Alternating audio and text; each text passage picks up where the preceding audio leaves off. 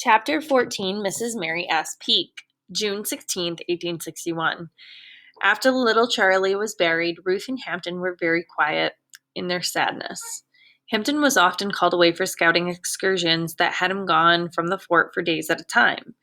Ruth used her sewing skills and was always busy mending for the soldiers. Callie felt grateful to have a place like Mrs. Peake's schoolroom to go to every day. She studied hard, learned quickly. She wanted to do her best and, most of all, to help Mrs. Peake with the big job she had in front of her. Kelly got to know Mrs. Peake very well, and she decided there was no finer person she had met at the fortress than Mrs. Mary S. Peake. Callie seemed to light up in her company. She was a free woman. Her freedom was not like the kind Papa was given. Mrs. Peake was born free. The two often talked. Mrs. Peake told Callie of her life. Callie thought she spoke to her of these things so that, in a way, she could use them to help her live for herself.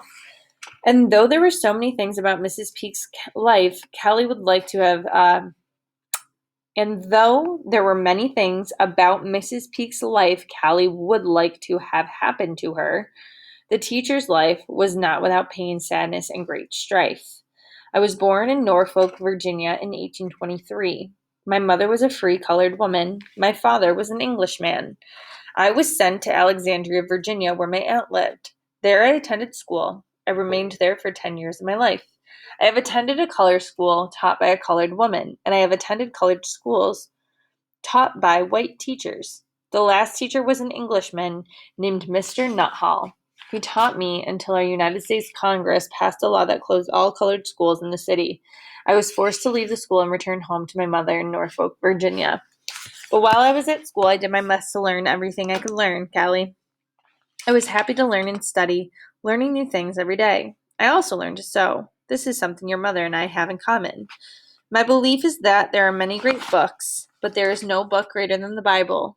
Learning scripture truths that are committed to memory should be part of every educated mind. This, coupled with learning the academics, awakens and develops the heart and mind at once. You see, Callie, one never knows how long a time on this beautiful earth we have to live, and we must do the best we can with what we have and to give to others. This is a great difference between the present and the past. Just a short year ago, only white children were being educated, but now look at our room full of colorful children and their beautiful and eager faces soaking up all that they can learn. Times have changed, Callie, and they will continue to change for our people and for the better. One day, Callie asked Mrs. Peake something that she could not find in any of the school books she read. It had been on her mind since before they came into the fort. Callie was not sure how to ask what she wanted to know in the form of a question. Finally, she found the words and said them to her. What does it mean to live and be free? Callie asked her, more than just being a servant to a master or another person. Come and sit, Callie, Mrs. Peake said, patting the seat beside her. This is a big question, and it means many things to many different people. Each day you will find out for yourself in your heart and your mind what it means to you. You will see that you are less of that person who served another, and that you are more of yourself who determines her life for herself. It may happen gradually, but when it comes, you cannot help but to know it. No one can tell you you are free. You will feel it and know it. You will walk through your life in a way that you never knew you could, and as you do, it will feel right and good for you. Callie thought she understood only some of what Mrs. Peake was speaking about. Sometimes at night, her mind was full of memories that took her back to the days at Bell Hill Farm. Excuse me. It seemed so far away and long ago, but in truth, it was not so. Even now, inside the impenetrable force, Callie still thought of life as waiting for her freedom, and she remembered the fear she felt for Mama and Papa and Joseph and little Charlie that lived inside of her. These conversations with Mrs. Peake were good.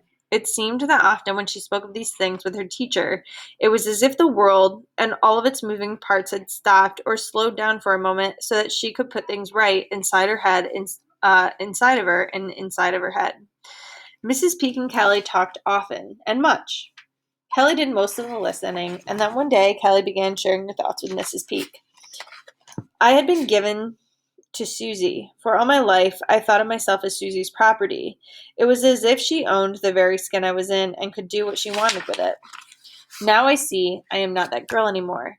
It is as if that skin that covered me had grown too small. I feel I have stepped right out of that skin.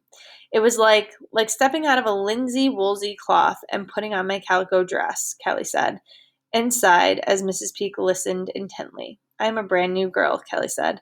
I am a brave huntress who roams the night and the stars, wearing calico.